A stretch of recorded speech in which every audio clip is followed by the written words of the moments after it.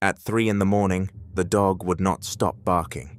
It stood at the foot of the bed, barking at the wall, not the door, not the window, the wall. And when its owner groaned and told it to knock it off, it did something it had never done in 6 years. It grabbed the edge of the blanket in its teeth and pulled. The man got up furious, ready to shut the dog out in the yard. That's when he smelled it. Smoke.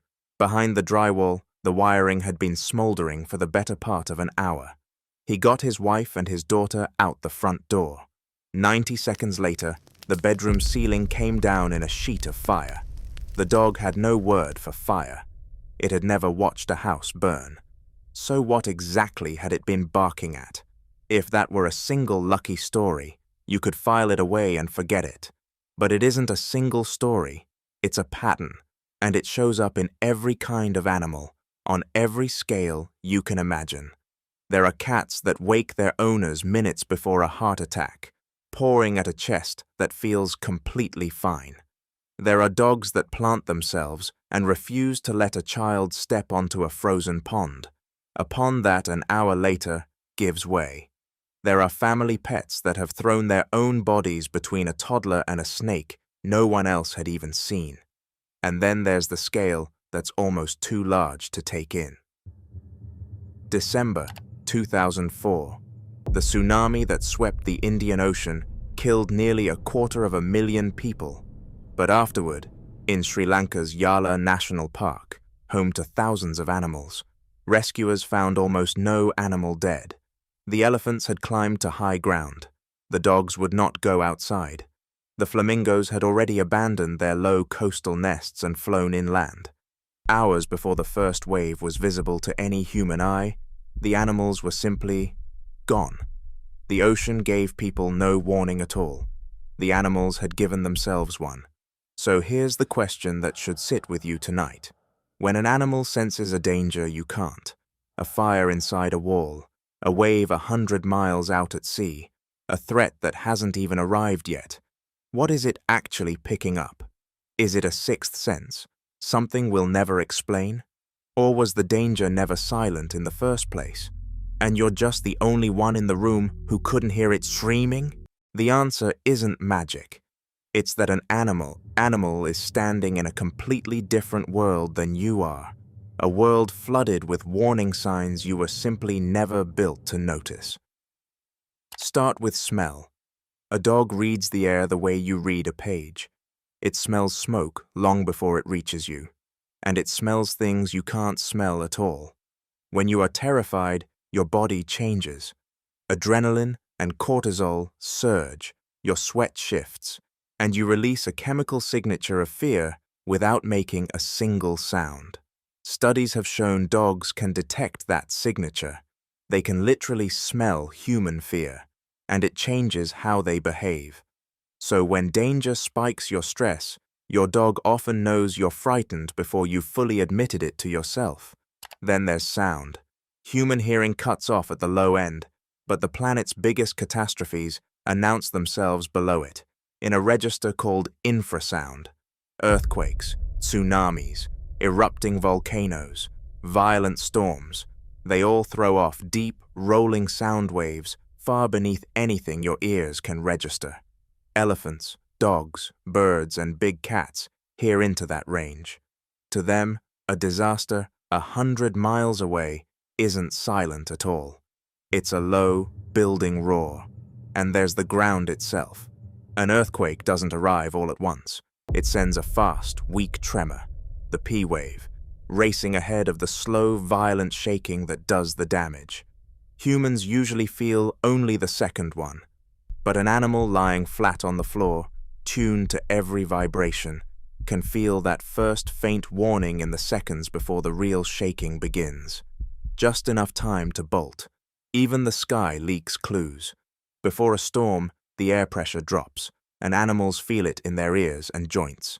It's why your dog gets restless and hides under the bed before you've heard a single clap of thunder. Now, here's where we have to be honest.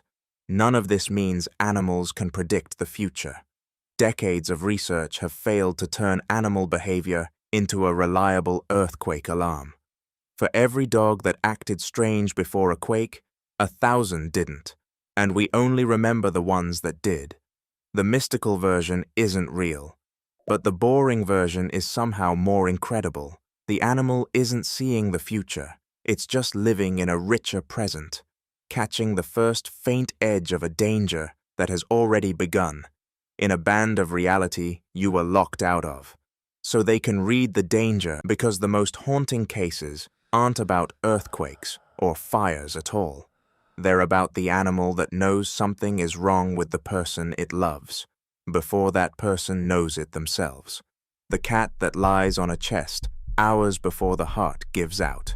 The dog that won't stop nosing one specific spot on its owner's body, a spot that turns out to hold a tumor. The service dog that freezes and presses into its handler's legs minutes before a seizure hits, when every machine still reads normal. A body in trouble leaks chemistry, and a nose that can find a single drop in 2 swimming pools does not miss it. But notice what's really happening, because it's so easy to get this wrong. The animal does not understand danger. It has no concept of a heart attack, no idea what a tumor is, no model of a future where something terrible happens. It cannot think she is in danger the way you just did, reading that sentence. What it's doing is smaller than that, and somehow much larger. It has memorized you, your scent, your warmth, your heartbeat, your gait, the rhythm of your breathing, the entire baseline of the one creature it watches more closely than anything else alive. And when danger begins, a fire in the wall, a quake under the floor, a clot forming where it shouldn't, the world breaks its pattern. A new smell, a new tremor, a new wrongness in your body. The animal has no idea what it means.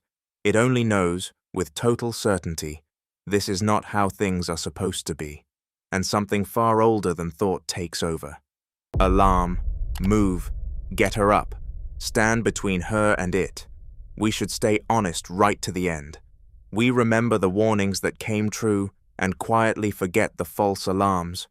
And a lot of these stories are really us, reading meaning into a nervous animal. But underneath the stories is an engine that is absolutely real, senses sharper than ours, wired into a survival instinct billions of years old, running every second of every day, whether there's a threat or not. So the next time your dog stops dead and stares at something you can't see, hackles up, refusing to move, don't be so quick to call it nothing. It may be nothing, it usually is, but it is reading a version of the world you will never get to see. And if real danger ever does come for you, there's a decent chance the first thing to know it won't be you. It'll be the animal at your feet, the one that can't tell you what's wrong, can't explain what it feels, and will plant itself between you and the dark anyway. It doesn't know what's coming. It only knows it won't let it reach you first.